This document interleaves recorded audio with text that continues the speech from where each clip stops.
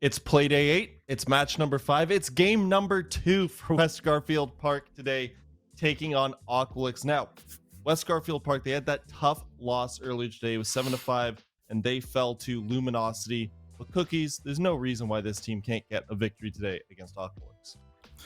No reason at all. When you have the leadership they have, they can do anything they set their minds to.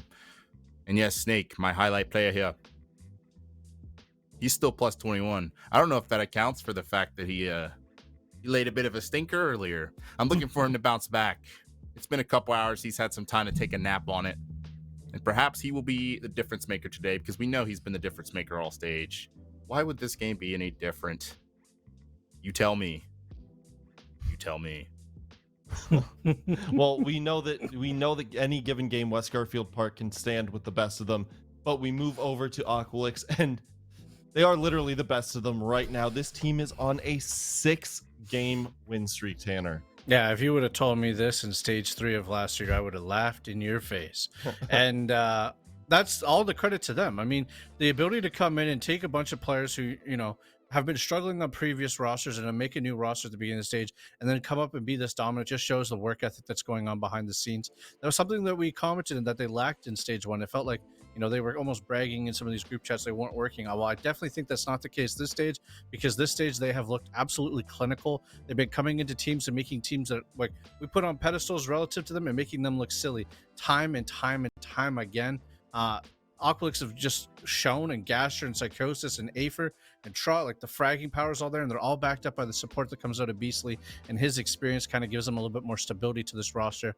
I can't speak highly enough of a team that's in first place. It seems like they could do no wrong at this point in stage 2.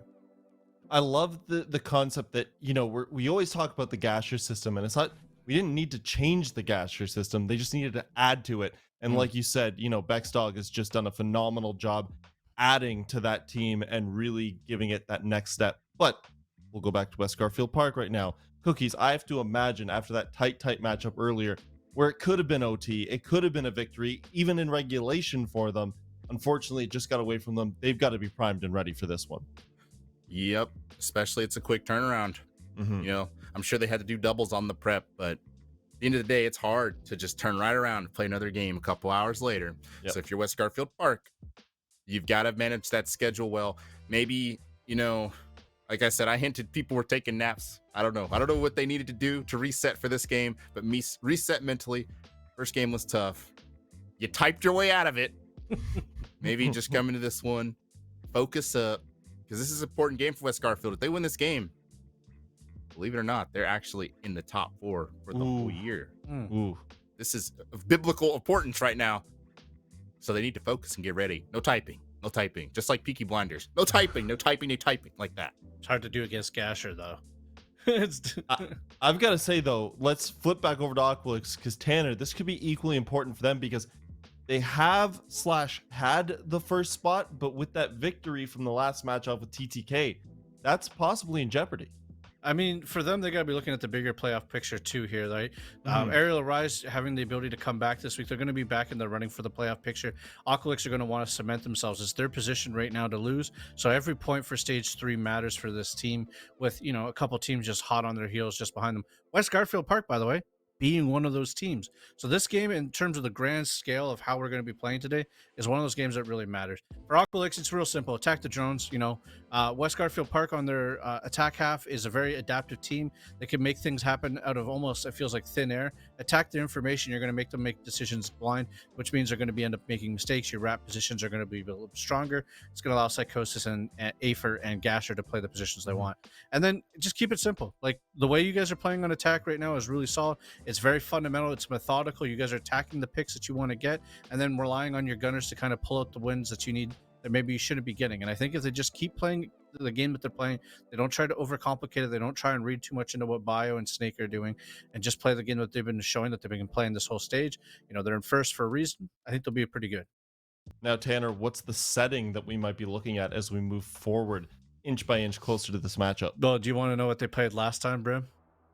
Well, I know. Well, what they played, I don't know what they played rent free on. I didn't catch that. Well, Aqualix and West Garfield Park last time they played this map. They Oh, played these against two. yeah, they played against each other. It was on Villa, and I believe it was a Mm. 7-4 win for West Garfield Park at that time, and they had a Okay. sub. So hopefully we don't see Well, Villa. there And you go. there it There you goes. go. It's gone. So I'm just thankful, not a 7th Villa in 2 days. That would be not Yeah. nice to kind of step away from.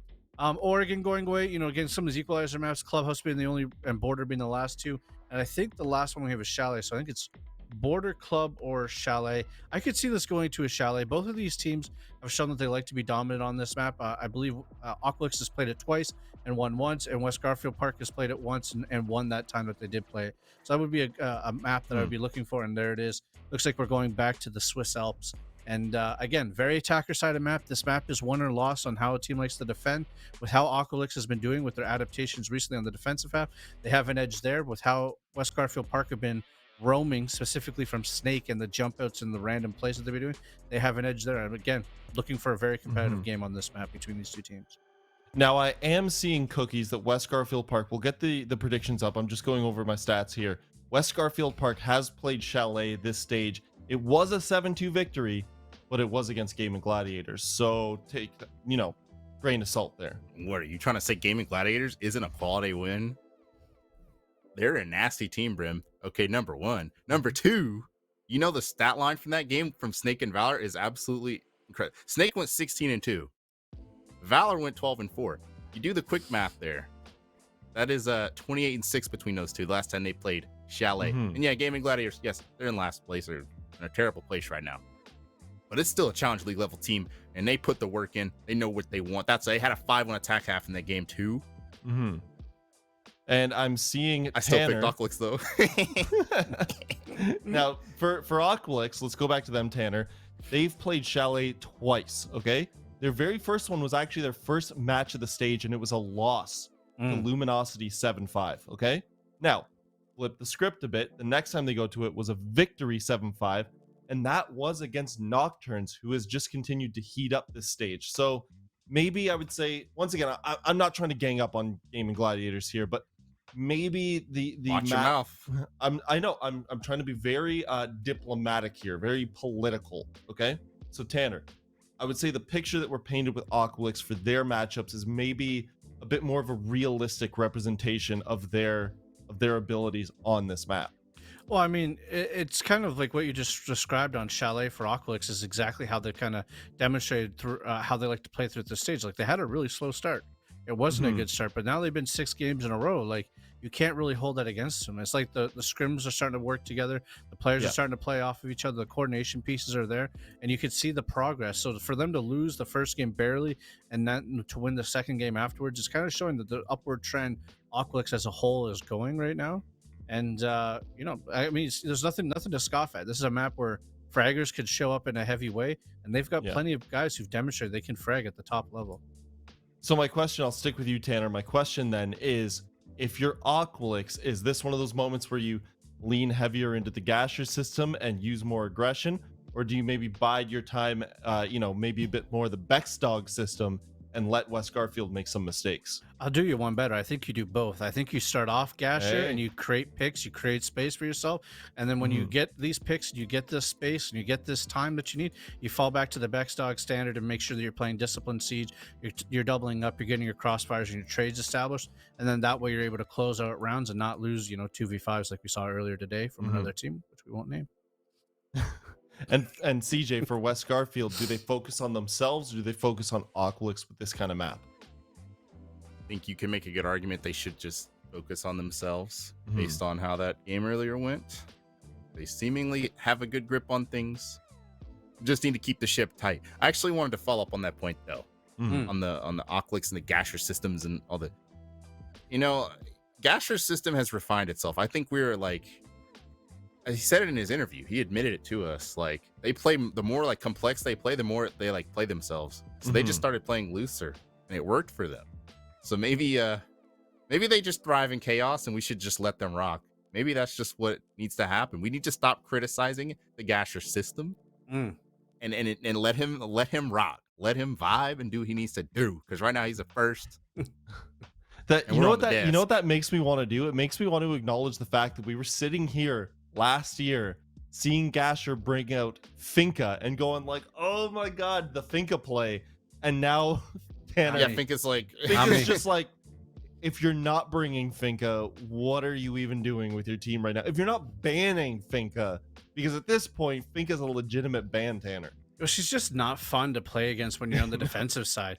Like you already, if you're not hitting your headshots, which is difficult to do when you're getting swung and you're kind of reacting with your gunfights, when you already have to put 4 to 5 bullets in because the MP5 does no damage, and now you have to put a 6th or a 7th shot in, it's just like you don't really have a chance against the attackers who have 2 shotguns or like guns that can kill you in 2 shots, like the ARX, and you're just like, or the DMR, and you're just like, okay, well, that was a fair gunfight next. So I like the idea of banning Finca for teams that struggle on the defensive half, because I feel like it just kind of puts them on the back foot a little bit more. Well, this matchup has all the makings of an absolute bloodbath, and I'm here for it. I can't wait. West Garfield Park, Aqualix going to Chalet. We're going to throw it to the casters.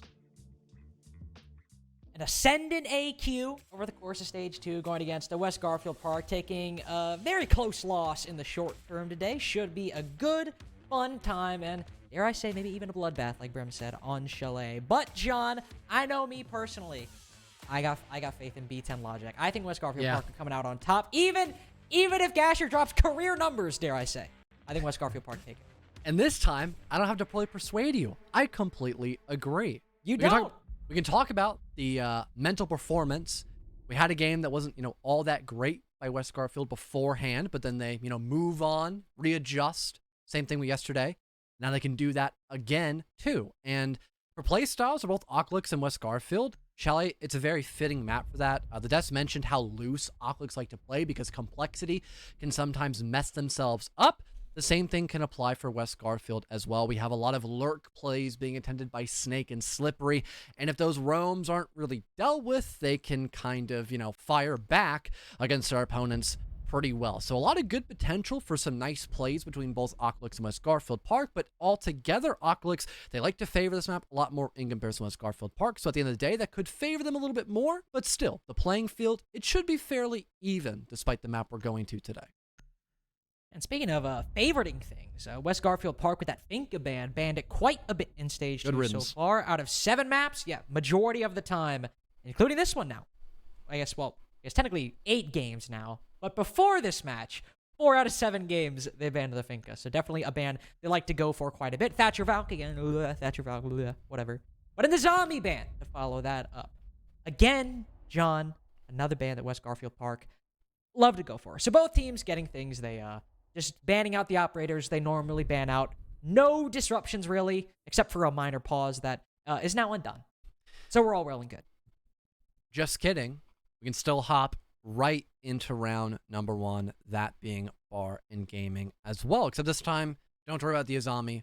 Don't need to worry about the Finca all that much either. So it's a small change of pace, but still a majority of that util can be brought out here for West Garfield. Still the Wamai, Jaeger, or Rooney combination, so probably going to want to hard commit into Library, I would assume. And they also still have a shield for top blue, except just that mezzanine position might be a little weaker to hold, which is probably why you might have someone aggressively stand in Library, just so you still have a big emphasis on trying to play inside of that top floor without just being in blue. And also, if you tend to struggle trying to deal with that Library window presence, and you have people try to go in through main window, for example, or near piano, that Library player can get extra aggressive, maybe try to actually utilize that Library position to their own good, shutting down people that try to enter the building at a poor time. Slip definitely likes to get aggressive, so if he's the one playing that position, sure, I'd like to do it. Then again, Valor's on that Wamai, so he's probably going to be the one playing that position. And Valor also likes to get aggressive. Plenty of people, actually, probably going to be in positions for West Garfield Park. Valor, Slippery, and Snake specifically, to get aggressive. Snake, like we're playing over inside dining.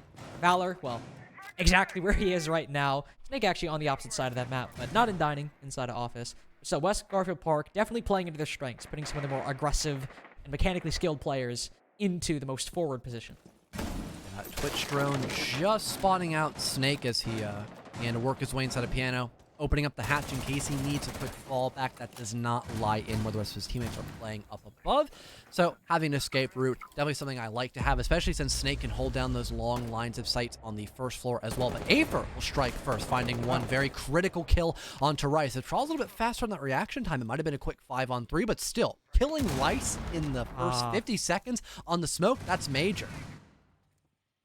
You can see that Aether and Gasher both went for the classic play that you do with Maverick. Open up a little line on the bottom of that wall and try to take down the player inside a stock, usually smoke, very early on. And this go around, it was wildly successful for Aqualix. And taking down that player in that position, both things, very good for their early round and very good for their round overall. They can also start putting pressure on blue stairs as well, not having to worry about any crossfire setup, but there are still plenty of players on that top floor, and Valor is making that fact self-evident as we start moving the middle portion of this round. And although there is a lot of coverage in that first floor and basement as well, if you do not clear out that top floor, vertical can be used against you. Bio wins a very important fight against Aether. Now that one portion of the map that Aqualix had very substantially has now been weakened quite well, but Aether's still doing his job pretty well in the frag department. The only thing being missed out currently is that vertical presence that I had mentioned, but it seems like as of now, Aqualix are not trying to contest that portion of the map.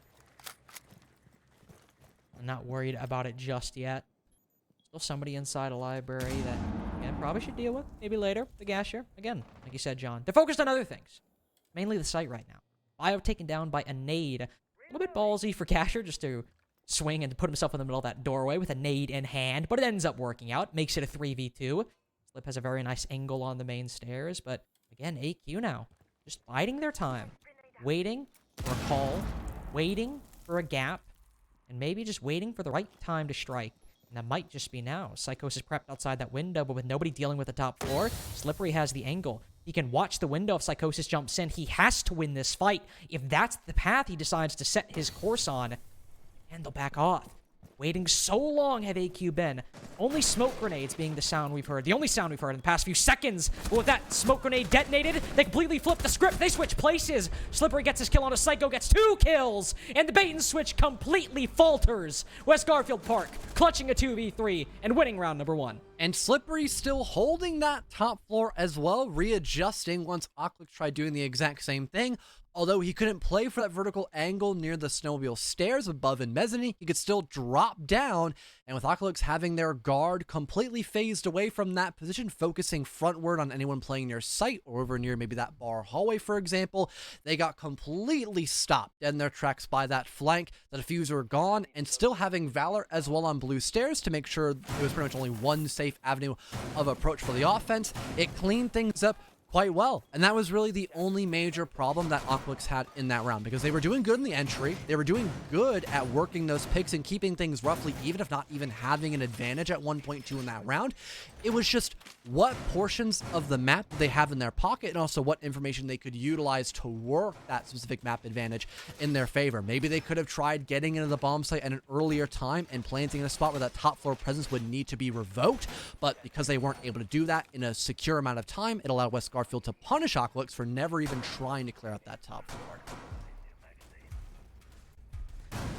Top floor is certainly something that Aqualix will have to focus on once they attack kitchen and dining. Not something you can just, you know, let slip by, and not something you have to deal with. You don't have to go for a full clear necessarily, but once you open up that heaven wall, you have to have players constantly vigilant, always watching to make sure that the defense doesn't start stomping up and gaining that vertical control, which could be very, very useful to then transitioning that into taking down the attack from behind. That is, of course, assuming that AQ go for a dining execute. Right now, everyone is focused over on Solar side. Asher trying to get those double windows opened up. Go for some grenade tosses if he would like to, but not everyone is focused on that portion of the map. Psychosis hopping into a frost mat and gets quickly finished off by a C4 tossed by Valor. I believe Slippery's still being guaranteed that kill, as it was his bear trap. Injure the poor Ying. Your flash is now already gone, at least the primary one. Still have a couple secondary flash grenades in the pocket of Trawl, but still a major entry kill, and a big portion of the map now completely stopped from being in the pocket of Aqualix, just based off that one simple piece of gadgetry that Slippery had at the very beginning of the round. Silver lining, I suppose, if you're going to have to completely reframe your attack and rethink your strategy, better that it happen in the first 30 seconds as opposed to the final 30 seconds. Aqualix at least have the time to rotate, move to a different position. And they still have the utility to deal with this new approach. 4 sets of nades, plenty of flashbangs to burn, but enough to deal with only the ADSs in hand. Shield not destroyed just yet. Nade going wide, but the second one might be a little bit more on target, but oh no! It rolls into it and gets caught by the ADS! Not only does Snake survive in this position, Gasher might get one, but Slippery, he's looking to play aggressive, tucked right on the opposite side of this double door. Not peeking just yet, but he can move behind the attack if he wants to and completely throw things out of whack. Now Tra will start moving on in, but he spots Slippery rotating back, finally gets the kill, takes a lot of bullets, but he gets it done in the end. As Snake answers back, Aqualix struggling to gain a lead after that loss early on, was Garfield Park cementing it as Valor gets the team's 3rd overall. Afer and Tra now both trapped inside of office. Maybe not trapped, but with no obvious path forward. We'll find a shot down through that hatch and taking down the smoke. We saw how pivotal it could have been in round number 1. Same thing in round number 2, even more so with Snake now gone. But one player remains on both teams, and Valor might just have the advantage. Sure no C4, but he's made his way back to the site. Tra might have 1 EE, 1D, but Valor can maybe catch Tra off guard. Doesn't have a lot of time to get intel. No drones remaining either. He just has to face check. He has to win this fight. He's got the bullets and maybe the primary utility to do it, but Valor knows he's there, but still loses the shot. AQ answer back, and it's 1-1 between AQ and West Garfield Park. And although the util clear was poorly timed and coordinated to try to break either 2 of those shields on the top floor, Aqualix, they realized, well, this has turned a little bit useless. Let's try something else. They just hop into office, and that still grants them enough leeway to get a couple of kills here and there, which at the end of the day was just enough to make it that even 1 versus 1. And eventually, via process of elimination, Tra knew where exactly they would be playing in, and having a 50-round mag was able to eventually dump down the mute and get that 1-for-1 kill directly, and not fully committing that top floor as well definitely did save the skin of Aqualix and West Garfield as well for just a small portion of time. It did allow the mute to set up a little bit better, but again, just with Tra having a little bit better insight there, he was able to eventually figure out where the mute would be lying at to win that 1 versus 1. Still an incredibly close call, but at least now the sights will change up here with West Garfield now opting to try the basement for round number 3 instead. Bringing the Goyo, using some of those Vulcan packs, and as you can clearly see, because of Bio's utility placement, very much worried about somebody moving in through that trench wall and getting a plant down in the middle of site. 2 Vulcan packs placed on that position, and with what AQ are going for, they certainly have the hard breaching to make that happen. 2 exothermics, a Maverick, who either of those can open up either of those walls. Those Vulcan packs will likely go to good use if Aqualix go for the rotation in the late round that it seems to be they're setting up for. Aqualix already trying to work their way in through Big Garage, and yeah, probably going to have someone just, open up that back, someone will be a wall, and then have most of their attention keenly focused in on that back area near Wine, for example. One of the major ways to counter that can, of course, be the hatch play. We saw a bunch over in on the last matchup when Chalet was in play between TTK and LSR, but also maybe having to worry about that potential flank, because the majority of Aqualix are mostly just trying to directly play on this bottom floor. Nade and Flash get tossed out together, trying to maybe burn through some of that utility. The back wall eventually gets opened up, forcing back Valor, and he just barely escapes, now playing the back of Pillar. But Rice find the entry as Afer will fall. Psycho does answer back and takes down a key position the blue player no longer dealt with. Beastly can just flood on in, but he sprints right into Valor's crosshairs. A little bit ahead of himself right there, not having his gun up, and now the diffuser down on the floor as well. Psychosis and Gasher both moving in for the kill. Psycho finds it first, looking for 4 right now. The man with the most aces in Challenger League, or at least it damn near feels like it. Looking to add 1 more to his tally. Bio spots one through the drone hole, but all the shots go wide. So even one well placed in that Maverick's body will make this a 1v2. He's got a C4 as well, but all the angles covered by AQ seemingly right now. Psycho gets the bomb down successfully again. 1 more kill to get that ace in round number 3. Bio spots 1, but Tra steals it right from out of his hands. And AQ, they do take the lead and steal that one away from West Garfield Park. Well, maybe a skin tag being called, perhaps. Probably get a confirmation on that later. But altogether in that round, it was a pretty decent call, I would say, by Aqualix. Maybe expecting not enough reinforcements. If they all just dogpile into one site, maybe kill the one guy who's in the back of, for example, near that pillar position. And then you already had the long line of sight gathered over near the double wall. So anyone working in connector will probably die. And then at that point, you have to worry about just blue. So Not a horrible idea, I would say. The only main issue I had probably was maybe the Thermite just full-fledged sprinting and not expecting to get in that gunfight immediately with the player in pillar. But because Aqualix had just so much backup when they were going in for the execute, it didn't really matter if they threw a couple lives here and there, especially since Psychosis was having just such a heater of a round, finding consistent trades and making sure West Garfield Park could not retake comfortably in the slightest on that round. Turning to bar and gaming, again, another round where AQ... Well, I suppose not another round that AQ should have won. As opposed to the previous two. A round that AQ probably should have won. At least in just terms of where the man count was at. It was a 2v3, but they definitely made a mistake that West Garfield Park were able to capitalize on. AQ did not clear out that top floor. Let a few key angles remain in play that allowed the 2v3 to happen for West Garfield. But for AQ, it still was overall a solid trend, and Afer taking down a key position early on in Rice, playing inside his stock. They're able to do something similar again, even if it's with a nade from above, but just able to solidify that vertical control, which, John, let's be honest, it seems like they're going for. Should be in a much better position. It's been non-existent this whole match pretty much, except for maybe round 4 if they can get in the building without a hitch. But West Garfield, of course, having this setup tailored to stop anyone hopping in through library, it will be a very daunting task for Aqualix altogether. They do have a lot of resources to try to force back the defense, of course, having those Rotero drones, countless stun grenades, 3 sets in total, but they lost one of their vital pieces of grenades, as Psychosis not going to be as lucky or even as consistent as he was on round number 3. He immediately dies at M14, Snake winning the entry duel, and now there's only 2 nades in pocket altogether for Aqualix trying to clear out these power positions. And with only 2 nades, trying to get that vertical control more decisively than you did last time, or get it earlier on than you did, before, or even close to before. Yeah, it's going to be a lot harder now. They do have those Rotero drones, which compensates for it a little bit. You know, the drones can just bypass the ADSs and the magnets, and there's no Mute or Mozzie on the board. They can still be shot. Moving on in. Slippery and Valor aren't really feeling too much heat just yet, with half the round now gone. Valor rotate over the library window, though, looking to cut that in half, and especially try to take down Valor in case he walks right in front of that doorway. But Slippery and Valor both remain steadfast in their positions right now. Neither really worried about any angles or utility coming their way. Rotero drone just broken. Afer hops in the building, though. Finds one and a second. Great shots landed by the Sledge. Beastly here to join in as well, and all of a sudden the plant is going down as well in a potential 2v4 retake. Aqualix, they have full site control. Full site control, the stock position gone. Bio now having to move on in, but he loses a lot of HP. Even though Gasher doesn't finish off the kill, Bio has an opportunity to make this a 2v2, and make it a 2v2 he does.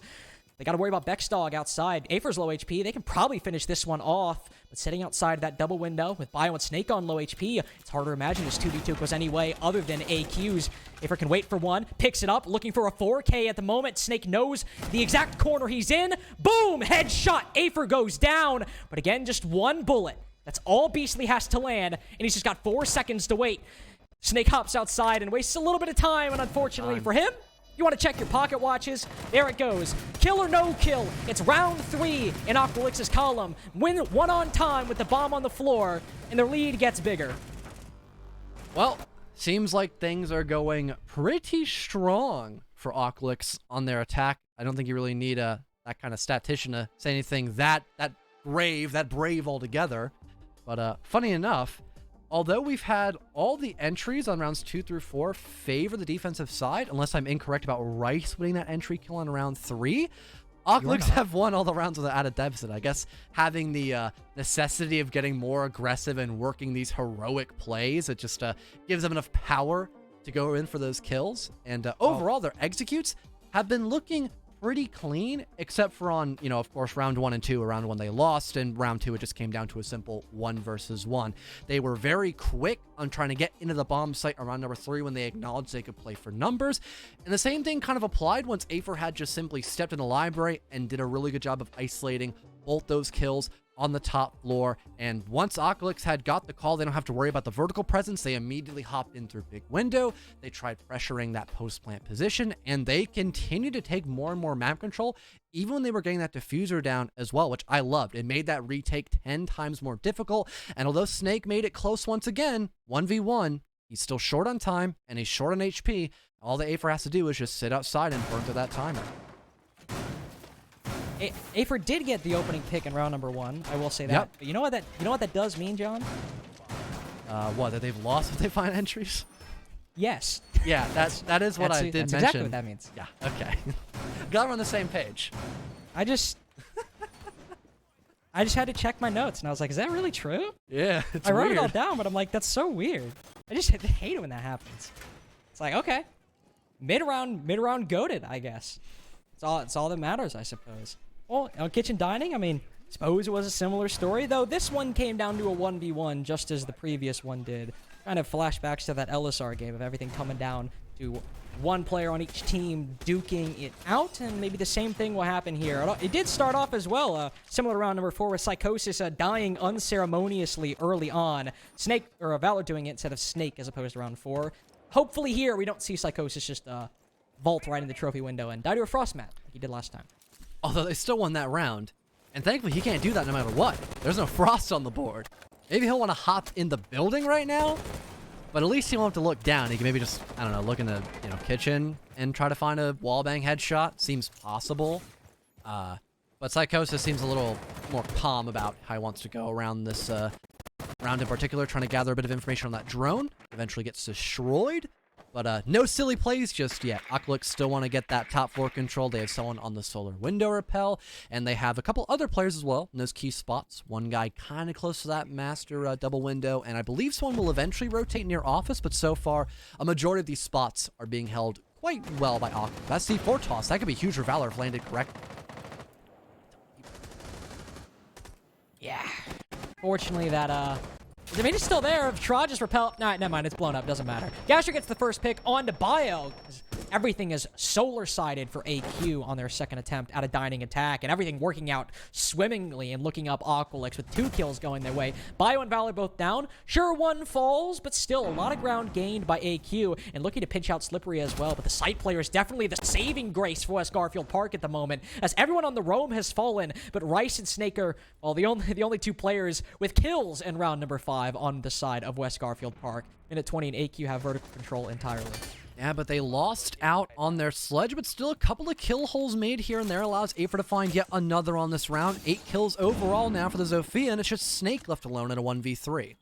A 1v3, and I believe a drone moving in on this position as well. EE1D goes out. He'll be stuck in that spot for the time being, but gets Afer anyway. The immobile killer right now, just standing still, beams Afer through the rebar. Sure, the death of a C4, but with Snake, like working with Clay. You make it happen. Flashbang goes on in. Snake sure is blinded, but he's got the deployable shield for cover right now, facing the exact way that everyone from AQ is pushing from. Might be able to play around this very effectively, just taking a few pot shots and holding behind it as Beastly and Tra. They don't have the utility to destroy it, something they're just going to have to accept. Active intel on Snake's position right now. Another E1D and another flash. Tra moves in for the kill. At the same time, Beastly does. Neither finding it just yet. Snake's still trying to find something, but they both push at the same time. Beastly might fall, but Tra gets his one. And with Aqualix being able to secure that man advantage early on, it was kind of their saving grace to make sure this comical stat line of people losing rounds when they find the entry is eventually broken on round number 5. In particular, the cutoff by Psychosis. Once we had Gasher get up above, find that entry kill, some of the defenders up above were thinking maybe we should fall back. They opt to do so, but with Psychosis, instead of hopping in the window in the first 30 seconds and instead holding that window from a long line of sight, he's able to make quick work of one separate defender and putting them in that 5-on-3. Some vertical was still applied, allowing Afer to do even more damage throughout not only the early round, but also the middle and end portions as well. And having both attackers in pretty good spots to slowly collapse upon Snake in that 1 versus 2 position as well. If we didn't have Tra able to vault in through kitchen, he could have easily isolated the Habana, dropped the case, and then forced Tra to initiate once again in a 1v1 trying to play on that middle floor site. But because Tra had the hop in, he could begin to slowly close that gap and also allow his team to do the exact same thing. They can slowly pincer in on him, get that kill, and so far have a really good attacking half. 4 rounds in a row. Don't get me wrong, Chalet is very attacker favored, but so far the round executes we have been seeing by Aqualix so far in this matchup have been just great nonetheless. Let's hope they get one more to make it a 5-1 and make the trend, or at least the trend of AQ rounds, and not necessarily the trend of a team who loses the opening duel winning the round. Let's hope one of those is true and the other is put in the ground and not something we have to think about. Look Look at Snake right now. Just take a look. Look at him sitting in trench doorway right now, waiting to run out, waiting to ream a dash. But Tra, he's aware. He knows. He's got an air jab right there. And Snake can't impact it. He can't do anything. He runs out that door, he's going to get smoked. And he'll back off accordingly. You can go in the prone angle, so like a hip fire headshot would be kind of funny, like a 1% chance. But yeah, no, that's it. That would be Better safe than sorry. I think we would be in complete shock if that had happened. I'd quit. I'd just quit. I'm going to be honest. Like, I would just tender my resignation. I don't know what I'd be able to do then. You're kind of letting me down here if that were to happen. But Snake will not be trying to let us down. Instead, he repositions, opening up a small portion of that barricade, maybe here for sound against that air jab. But Gasher is not too far away from that barricade, so he probably heard the Oryx making that opening. So it'd be a very dangerous game for him to try to go on that run out. Because of that, he'll just move a floor higher and to try to back up for the rest of his teammates. Psychosis still holding that exact same power angle. Didn't find anything just yet, but at least his position has now been realized by the defense. Well, Rice stuck between an Aerox and a nade, and as all the utility goes on in, he sends one out and gets 2 souls for his troubles. C4 lands on the windowsill, and down goes, well, your only remaining set of nades, and your only set of hard breaching. Could have had Psychosis with some nades, but he's already used them. They're already gone. If AQ wants either of those utility, they'll have to wait till round number, well, not even round number 7. This is the last round on attack. West Garfield Park to get the opening pick, but John, can they turn it into a win? Not too sure. 5v3 seems very challenging. Afer just waltzes his way in. His position has been directly confirmed. Snake across the ways find one. Valor eventually gets rid of that player in bathroom, leaving just Psychosis still outside, wondering what to do in a 1v5. Probably just die at this point, Carter. I'd assume that, yeah, he just dies. Flawless round for West Garfield Park, so at least they find a relatively default first half, but still a lot of crushing round wins altogether for Aqualix in that first half. Start with the West Garfield Park victory, end with a West Garfield Park victory, and especially ending on a victory where they didn't suffer a single setback. Aqualix going for that solar clear, and they seem to have all their bases covered.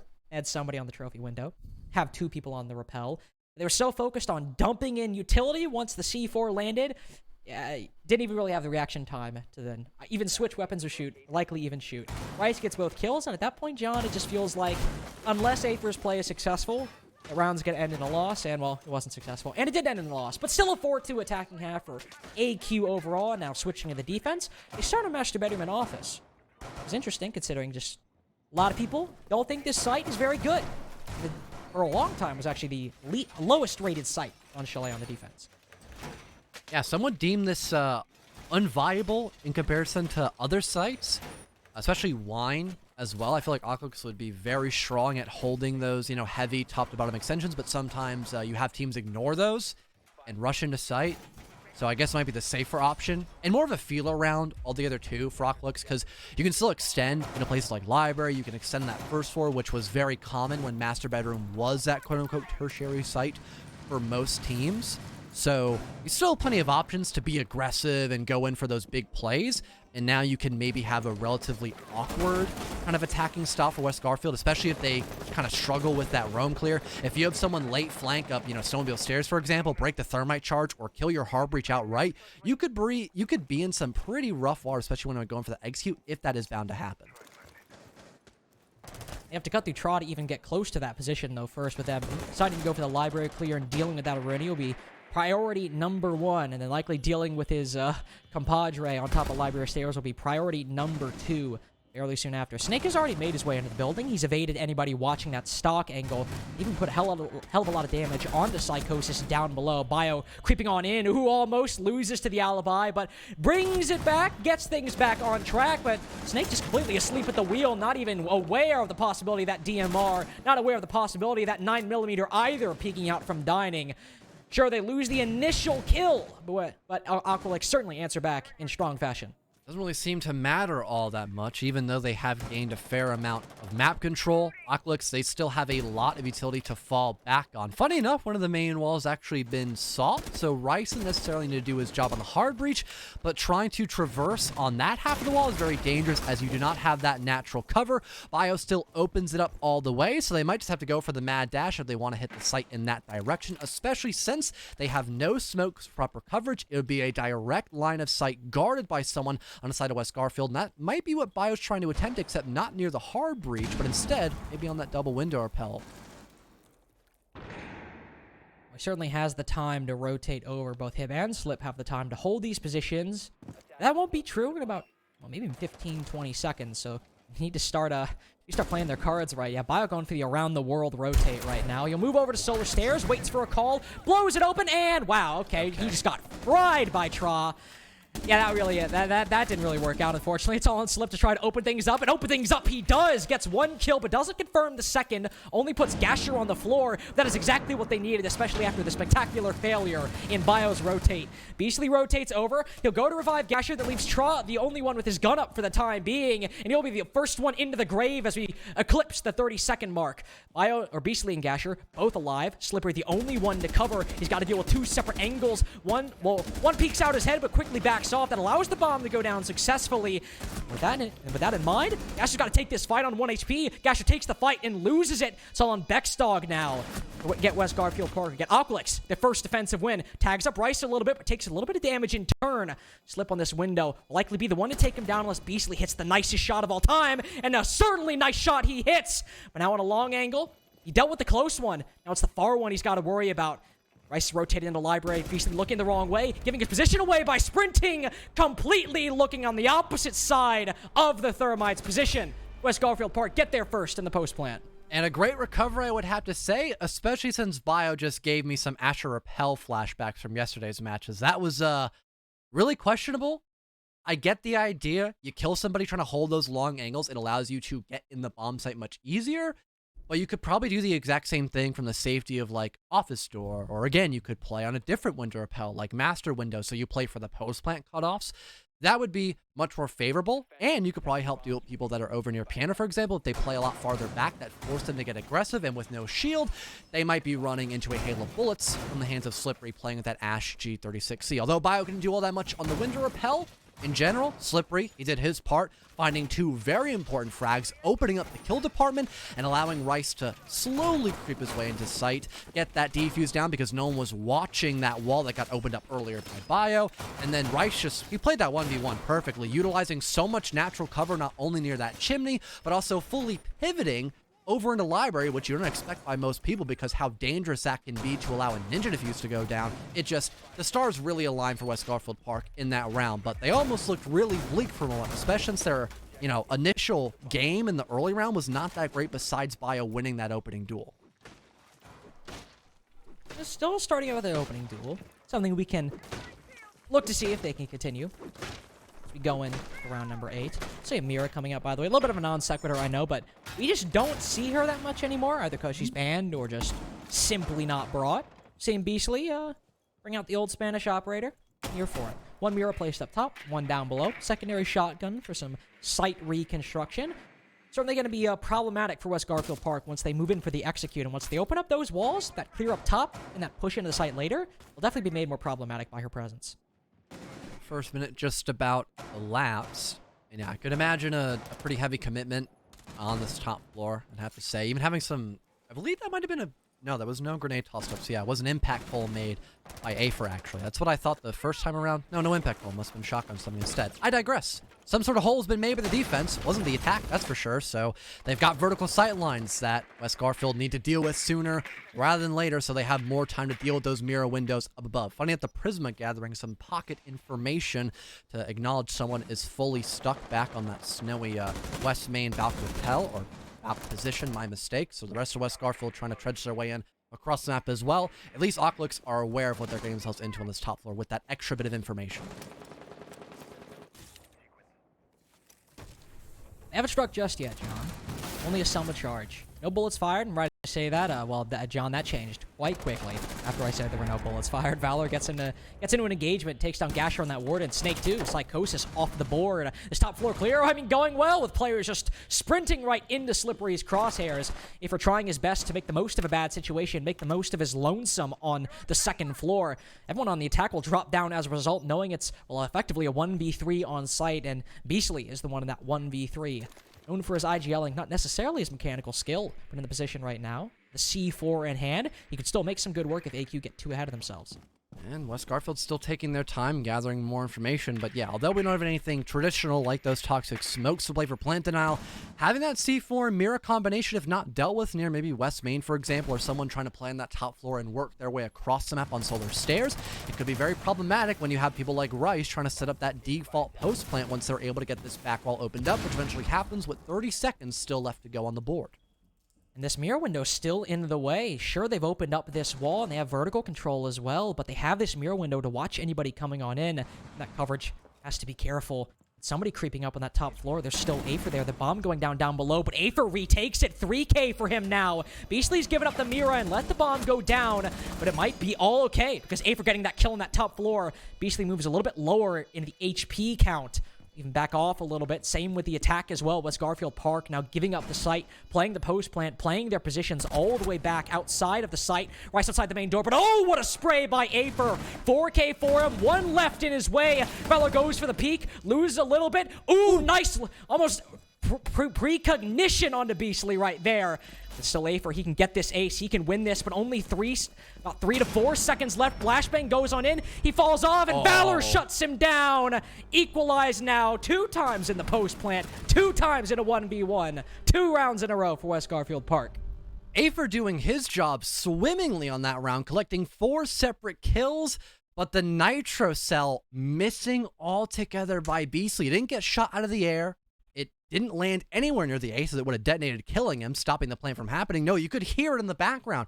It missed its mark completely, and now you're in a rock and hard space. You were just looking through the glass, waiting for that defuse to go off, maybe hoping you can find a kill once he procs up back into your line of sight, but that's it. There was just nothing that the mirror could do once that C4 failed, and Aether was able to retake pretty successfully. But once again, West Garfield Park utilizing that post-plant position so well in the 1v1 and adding flash grenades to the mix as well. Although Aether got the defuse at a really good time to try to kill Valor, he was fully blind. He had no idea where he was aiming at, and Valor was able to collect a pretty easy 1-for-1 because of that great utility usage altogether, and because of that, 4-4. Moving in round number 9 now after some great attempts to get that plant down and just set up pretty well together as a team for West Garfield Park. 2 rounds in a row, bomb's gone down successfully, but the round's still won in a 1v1. The one thing I will say, half the rounds in this game, 4 out of 8, 2 for AQ, 2 for West Garfield Park, have been won in those 1v1s. And right now, it's the only 2 rounds West Garfield Park have got. So they've evened it 4-4. Still looking to see something a little bit more decisive. It's a best of 1, so theoretically you could win 3 rounds in a row off of 1v1s, but definitely not something you want to bet a best of 1 on. Right now they'll look to take down Tra in this position, similar to how they did last time when they tried to take down Master Bedroom Office, and fortunately for them, didn't work out the best, at least initially, for the first kill. No, Bio was able to sneak his way from basement into a bar. But at least the top floor presence was still very good by Aqualix, getting two very quick kills together. It was almost like they slapped shut his hands and was like, all right, you take my spot now, and then basically just kind of mowed down the last guy that showed up above. But eventually Aqualix got a little too carried away and overextended themselves against West Garfield. And they were more than happy to put themselves in a 2v2 to set up that post plant like we had go down eventually. Information still being collected pretty well by West Garfield, and they actually win the entry as well. Tra is gone with Valor holding a very long angle, but it wasn't anyone near the bathroom window, I believe it to be. Instead, I think it was someone over near that position in Mez instead. They hit the bait and switch once again. A nade goes on in and blows Gasher sky high. Aether's also gone and, well, almost dusted inside of Master Bedroom, but he's only put to about 1 HP and has a deployable shield to play behind as well, will allow his teammates around him to get another kill, bringing it a little bit closer to a passive situation. Second nade flies on in, but caught by that ADS. It recharges at the right time, but oh no, Aether overplaying his hand a little bit, overextending his position, not finished off, only downed, and likely able to be picked back up. Anybody sitting on that solar window will be ready and willing to take down somebody going to revive the Wamai. Oh, this is such a dangerous game, but having Aether alive to make sure it's not that 2v4 is so pivotal. That bathroom window player cannot spawn him out. Is caught on the reload as well. Great timing for that res by Psychosis. At least make things a little more palatable, but still a great position altogether for West Garfield Park as well, so long as they can deal with that shield player. AQ might be able to hold out. They still have the shield. Only 30 seconds left in West Garfield Park, looking like they're aiming to just hop in the bathroom window. And there are 2 players, albeit Afer on lower HP, who can make this crossfire work extremely well. Both sides, Afer and Psychosis, they'll just wait right now. Psychosis looking the other way, worried about players moving in through the double door, and that's the exact time the bathroom window flood happens. Psychosis caught looking the wrong way. Beastly caught lacking on solar stairs. Afer caught on 1 HP. West Garfield Park come back from the 4-2 half and finally retake the lead. And truly clutch timing as well for West Garfield Park. They knew they had the advantage, and they were more than willing to diversify to make sure Aqualix had to worry about multiple angles at once. I talked about the team play briefly, and that was probably the best clear-cut example of that team play. Again, changing where you're wanting to push from. Aqualix knew for a fact that a window hop-in had to be imminent because that shield was still pretty much alive and well, stopping all the utility from that solar repel. So it had to be just people pushing in through bathroom, but still having to deal with both piano double door and someone hopping in through bathroom and maybe someone on the double window repel too. It's too much to handle all the exact same time. People are just horrible at multitasking, and because of that, Aqualix head, they just started spinning around and around, and West Garfield Park were able just to find the perfect moment to get in, work those kills, and really bleed through the fact they had the man advantage. The plant was not even required in that round, and they still got the win. The first time, I believe, on this half, John, we have basement as the site choice for the defense. That office twice, dining once.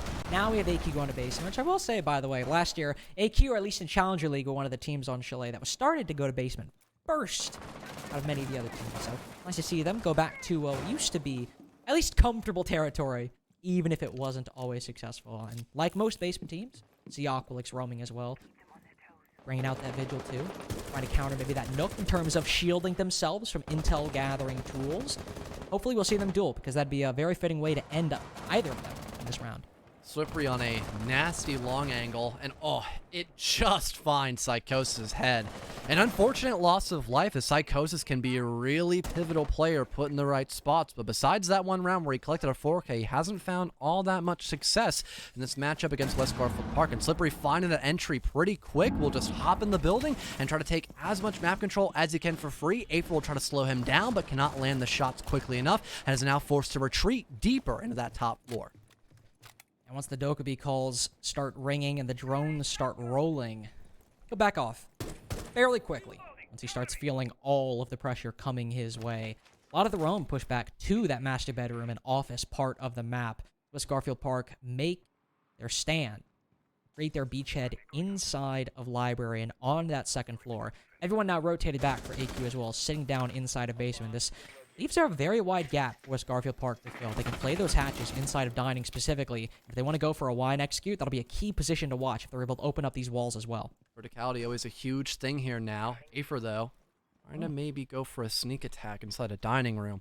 If West Garfield Park get a little too carried away, maybe want to hold that hatch a bit religiously, that could be a huge way for Aqualix to find at least a little bit of damage, but I think a drone has just barely managed to spot out Afer, and a nade will be soon to greet him. Yep, nade flies on in, but just goes a little bit too far. Wow. But 2 different sprays collide into Afer at the exact same time. Makes it a 5v3 and solidifies that vertical control. Vertical play in both the hatches and the soft destruction. Both manifest for West Garfield Park, the sledgehammer and the exothermic. But only 45 seconds left. Not a lot of time to transition down to that bottom floor. They'll use their final exothermic to open up that garage wall. It's the only bit of hard breaching they have remaining as well. So a little bit limited when it comes to the horizontal push, but plenty of vertical to supplement for that. 2 players looking to move into blue stairs, trying to take down Tra. No nades to make work, though. They have bio. Actually, no. They do have bio with those nades. I thought he was in a different position, but no, he's inside of blue. We'll throw it down, but lose a lot of HP in response. Slippery just floods the site. Falls. No, does not fall to Beastly. Rice gets 2 in the process. Both Beastly and Tra not long for this world. Leaves Gasher in a film noir. 1v3. Fuser dropped on the floor, but plenty of West Garfield Park members going to collect, but only 7 seconds left. Sure, you have 2 players to cover, but if Gasher just gets 1 kill, this could still be a 5v5 in round count. He gets it, waiting for Valor, to fall off the plant. He'll remain in that position. They'll flashbang out. Gasher will try to take cover, but still loses his eyesight.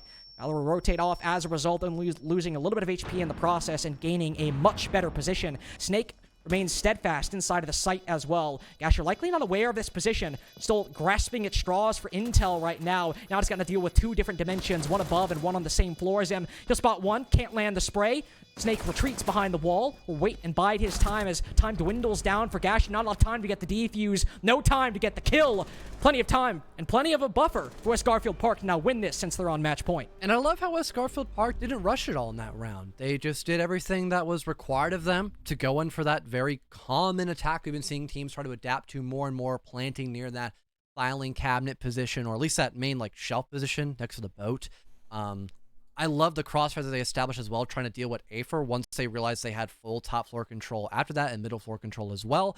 They moved down a bit lower. They still tried pushing their way in through blue, as that's one of the main ways you can, or main positions you can play at to stop someone walking down snowmobile stairs to get that plant, especially even if you have the main breach opened up as well. So again, the map control was very solid by West Garfield Park, utilizing that man advantage quite well in a 5 versus 3, and in a 3-on-1, with just the lone player of Gasher pretty much by himself. It was Gasher, correct? No 1v3. I'm not going crazy here. You're not, don't worry. Okay, good. I thought I might have misread someone's name. No, it was Gasher alone, that 1v3. No, you didn't. After things, it was the Gashmeister. After things, of course, the main goon himself, Dr. Doom, his goon squad. Gash dog. Yeah, but switching things back to color after killing Bio, it wasn't a great spot for him altogether, because how far back West Garfield were playing at. When they do set up those post plants, they love to crunch the time, because it does force the initiative of that defender. You have to start sticking on that case, and then you have to worry about both someone pushing you from maybe connector or blue doorway, and you got to worry about someone either dropping the hatch to push you connector, or you got to worry about someone just walking at you from snowmobile stairs. So again, the team play, fantastic altogether on that round for West Garfield Park, and they are continuing to show that throughout their attacks. Speaking of Gash Dog, he's who we're watching right now. He's looking to get aggressive on Trophy Window. But all he'll see is his demons, John, because there's nobody there. There's no one there. Valor is gone. He's vacated the premises. Well, not everyone, but most people in West Garfield Park are outside on Library Balcony right now, focused on clearing out Tra and Psychosis. He gets a Gemini clone. That's good. Taking that down. Twitch drone will come in as well. Rotero drone, excuse me. Misread that. He's ripped this C4 about 3 times now, hoping that he'll have an opportunity to use it. So, I will say, though, it is sometimes very dangerous to sit in that spot.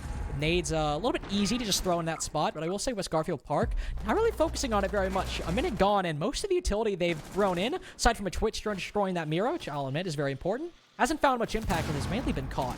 Yeah, 2 Roteros wasted as well. Those shield spots would definitely be a pain to deal with, but there are none in the pocket of Aqualix, so I guess it's not that big of a concern, I suppose. Still that player, though, minute 40 mark, and you got a guy, Mez, and another one still in the middle of Library. I mean, West Garfield Park, they are really struggling to get this top floor control right now, Carter. They still have a full set of nades that they can use that are at their disposal. Never mind. They still have 2 Rotero drones that they can use that are at their disposal. But again, they're being shot every time they vault in these windows. Tra playing this position has cut down, it feels like every single one, if not at the bare minimum, half these Rotero drones. And now with the Snake gone and that set of nades off the board, West Garfield Park might just have to flood and try to get these kills. Bio spots one, but he doesn't commit to the fight, just fires a couple shots, then backs off into office. Now Rice falling as well. AQ seemingly handing on. Was Psychosis caught lacking. Afer caught asleep at the wheel. There's still a hope to end this 7-4, and it's unleashed by 2 members from West Garfield Park. Bio might fall as Trav remains in that position for 2 minutes and 15 seconds. About that, approximately, in that round, and it does pay off as he makes it a 3v2 and stops the comeback at the moment for West Garfield Park. Diffuser dropped outside the double window right now. Neither of the remaining attackers in a position to go pick it back up. One inside a library that could vault down, but with somebody down below, Gasher cleans him up. Tra cleans it up. And AQ, move it and make it. Go to round number 12. Yeah, if we potentially had West Garfield Park maybe try to not limit themselves only to Library Balcony at an earlier time frame, they probably could have had more success dealing with that top floor pressure altogether, because they had just wasted so much trying to deal with not even the mirror window altogether, because eventually that was dealt with pretty well by Bio. Just the guy in basically a death corner. You either get flashed 3 times and then fall back, or you get flashed 3 times, and depending on the position of the attackers, you die. So really, you're there just to waste util and time, and in general, just resources that the attackers need to have a good attacking round altogether. But because he was still alive, and then we had no one trying to move around in through, for example, main balcony until already countless pieces of utility were wasted, and Beastly was still able to work that entry kill. Far little, too late. That was probably the weakest round we had seen altogether in terms of team play for West Garfield Park, and at one point, they still made that round dead even by Bio, just catching 2 people completely off guard, as they expected everyone to be hopping in either through piano or hopping their way in through that library double window. First round, they didn't get that opening pick as well, so breaking away from that trend, at least in Phase 2. Or Phase 2, not the MCU. Second half, half 2 for West Garfield Park and Aqualix. Tactical timeout now coming to an end. AQ actually switching up their sights. You didn't see it because we were on the timeout screen, but AQ actually, over the course of that timeout, they were on Master Bedroom Office and then switched to kitchen and dining. So rethinking things. And to be fair, I mean, wait. Oh, I realized I wrote down the wrong side of my notes. I was like, wait, they just won dining. No, they won bar, and I wrote down dining instead.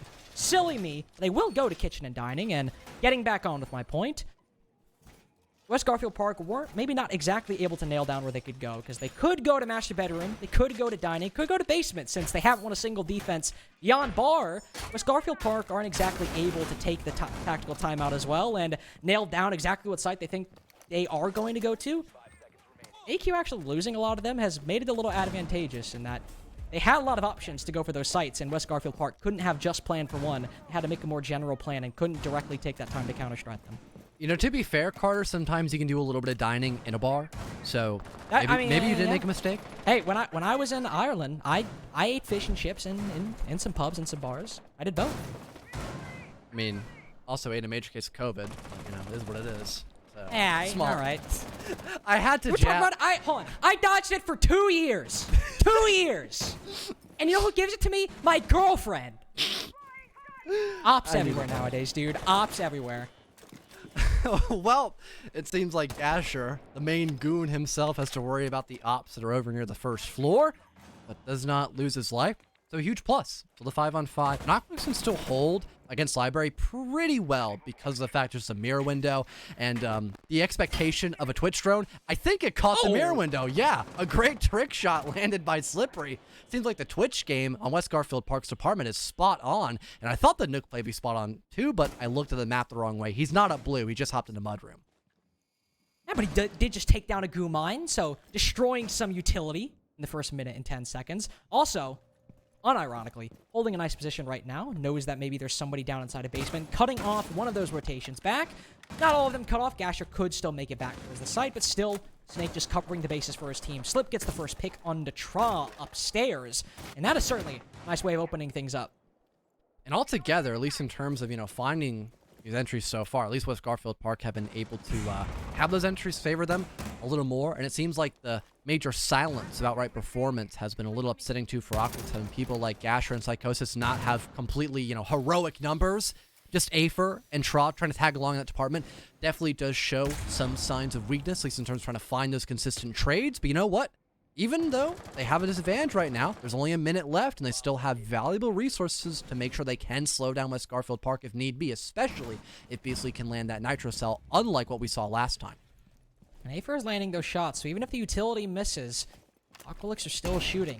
Slippery cut down, and Psycho and Gasher both getting aggressive on this top floor, not letting Valor sit comfortably for long, and Gasher gets the better of him. A quick swing and a quick death for Valor. And that second floor, it's back in the hands of the defense. Rice, he's also now a bit scared, worried about moving in through that dining wall and going in for that execute. Bio and Snake might have to do a lot of work on this west main side to make this round happen and to deny Aqualix from getting that overtime. Bio put to low HP outside of trophy window. Gasher hopping down to solidify the crossfire that Beastly had an idea of and wanted to implement.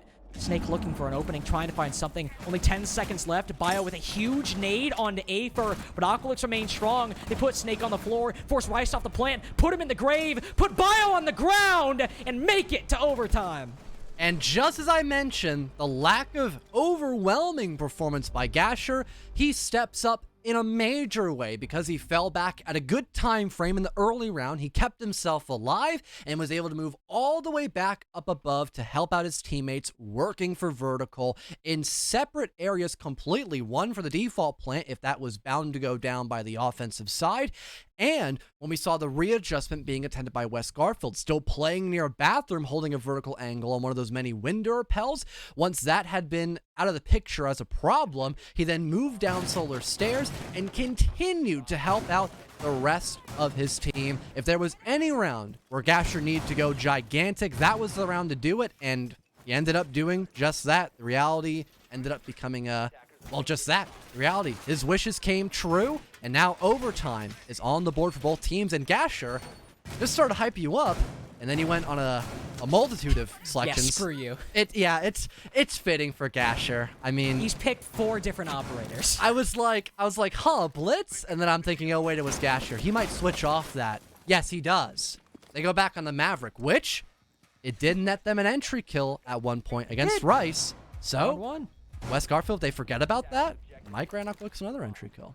I actually cannot believe he switched on to 4 different operators in the span Bro, of 3 like, seconds. make up That your was mind, really man. It ain't funny. that deep. It ain't Like, that just deep. dedicate yourself. I mean, okay, it is pretty deep. It is actually pretty deep, to be fair. We're on Playday 8. It's pretty deep. Gotta be fair there. All right, yeah, you're right. I'll never talk down to you, Gasher, like that again. I apologize. That was a bit rude. You can't talk down to him. You know what the G in Gasher stands for? It actually stands for gigantic. Well, now I know that. Also know that Slippery's do? still been on fire in the entry department. That's another one for him. Indeed. 2 opening kills in a row for him. This time, not on Twitch because it's defense. He's sitting over on top of Mezzanine. And after getting that opening pick, Valor's like, okay, I'll hop back. I'll move back towards the site. Sure, it leaves Slip a little bit alone, and he is now on about 2 bullets away from death, so he'll be a little bit more reticent, peeking outside into that doorway. With that opening they got, with Psychosis taken down, Valor doesn't need to do as much work, and AQ certainly need to do a lot more to clear out Slippery or clear out the player in stock. Aqualix not having the best of starts, but the entry stat altogether has been very lopsided, very inconsistent with whether you get a win or not. So there's still hope. Not needing the Twitch drone for any mirror windows. It's not the worst loss of life you could have had. It's just one less gun for the most part, but the F2 is a pretty strong gun, so take it as you will, I guess. Aqualix now trying to change up where they want to push in from. They still need to clear out this top floor, as last time they attacked Bar, they failed pretty badly because of the fact the top floor prison was still alive, so they could flank the opposition. So this time they don't want that to be a problem. They try to move over near main balcony and still play near library as well to maybe get that multifaceted approach down and dusted against West Garfield, which can maybe grant them some kills as well in the process too. Before the action starts, would you say they outlasted the opposition? Okay. I guess Minute 5 seconds remaining as AQ, again, after losing that first duel early on in the round, have not recovered. Have some utility. First DE1D goes out, in fact, but looking like they're just relegating themselves to hopping into this double window. And John, there's somebody sitting on that hatch, waiting for Aver to jump on in. Rice gets the kill, though. He's the one that confirms it. Doesn't get the second. Beastly able to get the better of him on Yana and with the diffuser, but quickly running out of friends as Tra's the only one left. And he's on rappel outside of the building at the moment. Beastly finds himself alone inside of the site. Not much company in the aggregate. He's made his way through. Snake put to low HP. Might just spot the head of the Malusi, but unfortunately the blue stairs angle outdoes him. It's more favorable to the defense in this case. 20 seconds remaining, and AQ, I think, thinking they have more time and more of a man advantage at their disposal than they actually have. Now, Beastly officially the only one left on 1 HP, and look at this. No one from West Garfield Park overplaying their hand. Nobody getting too aggressive. They know Beastly has a small chance in hell at winning this one, and finally, they'll just fire a singular shot and take match point. Yeah, Snowball's chance in hell, that'd be an overstatement there. I mean, what could Beastly do? No safe spot to plant, because again, you failed at clearing the top floor, and you are the only person left alive on 5 health. Really, no chance anywhere to begin with. West Garfield Park now reclaiming that match point position, just this time it's an overtime, and the stakes are a little higher because now they have a chance of still, losing the game altogether, and unfortunately not getting all 3 points. If that does end up happening to still be a win, as is Barn Gaming being attempted by Aqualix as well. Pretty similar lineup at that too, and I don't blame them. The coordination by West Garfield Park when trying to attack this bomb site last time was played by Aqualix was really sloppy. They took way too long trying to take care of the top floor control, similar to Aqualix, funny enough, and then they kind of gave up on it at one point as well. They tried to relegate themselves only on the first floor, and because top floor presence was still alive and well, that kind of failed as well. So West Garfield Park, they have to up the ante, and they have to multiply or multiply where they want to push it, I should say. I don't even think multiply is a real word. I might have just made that up It's on the not. spot. I might have pulled. I just it's pulled okay. a CJ. I pulled a Chaosity right there. That happened. I forgot about chaos. Welcome back, Carter. That was a Hall of Fame made up word right there. I honestly can't. I can't believe that was a throwback right there. It's like it was transported. Anyway, 7-6 match point West Garfield Park. If you're just now tuning in, and you also cannot read numbers. You also have not been tuning in. Basically the same setup that we've seen on Dining from Aqualix from West Garfield Park. There's some changes, but Jaeger and the Womai, somebody playing on Mezzanine, somebody playing on by the bookshelves deep inside a library. It's what you would expect. Now let's see how West Garfield Park deal with it. Will the Rotero drones be successful? Will their only set of nades in Snake's hands be successful? Because if one of those gets shot, say the Rotero drones just get shot by Tra like they have, well, on the previous Dining defense, not looking great to clear out this top floor. Both Valor and Gasher go down to half and half. I wonder if they fought each other with both DMRs and landed only a single shot. That might have happened, but I'm not too sure. Might have missed it, but still. Really odd to have both DMR players already on exactly 50 health. Snake trying to get aggro. An odd spot. Already inside a dining room. I think he has info that everyone has already backed off from this position, hence why he's claiming this map control. And that cutoff angle, I talked about the importance of it a couple times beforehand. It could be important once again, especially when Snake is the one playing the Nook, as you have that full element of surprise. Even if someone's on cams, you can evade that, and maybe, just maybe, try to get aggressive in sight and get a couple of kills, shocking Aqualix altogether on such an important round.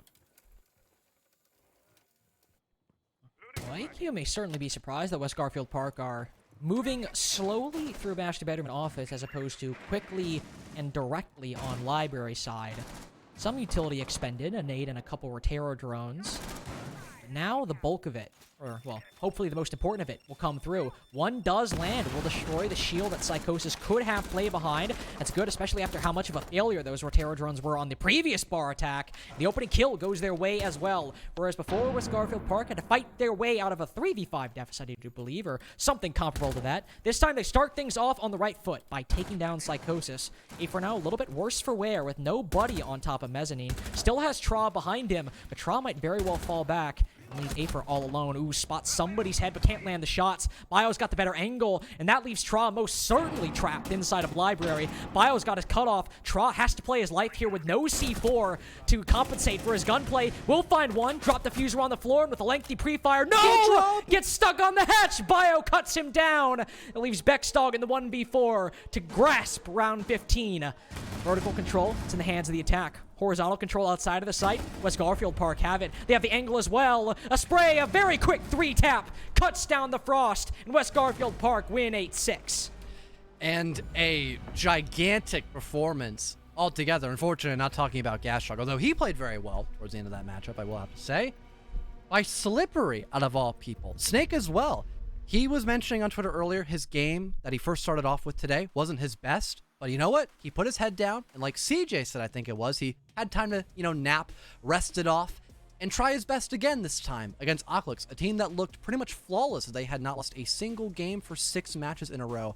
I believe that stat line was. Still got a point at the end of the day, but with West Garfield having so much time to readjust their play style and have people like Slippery and also Snake do their job really well and also still adapt too. They weren't just opting for the same strats over and over again. If something went wrong, they were willing to change. It just gave them the upper hand against Aqualix, where a lot of their attacks were, off the bat of trying to go for something really aggressive that would just throw West Garfield Park off guard, and sure, that worked, but it didn't work enough to where they would get as many round wins to get that victory altogether. But still, a good try by Aqualix, and they made the game pretty darn close still. 8-6 is not a scoreline to be upset about. Indeed, they did. And with that, it's the end of the final game of Playday number 8. Still have a desk segment, though, to talk about. And unfortunately, if you're CJ, if you want to rep up Gashdog, or if you want to gas up Gashdog, unfortunately here, didn't get a victory. I imagine CJ, when we cut back, it'll be very sad. Well, okay.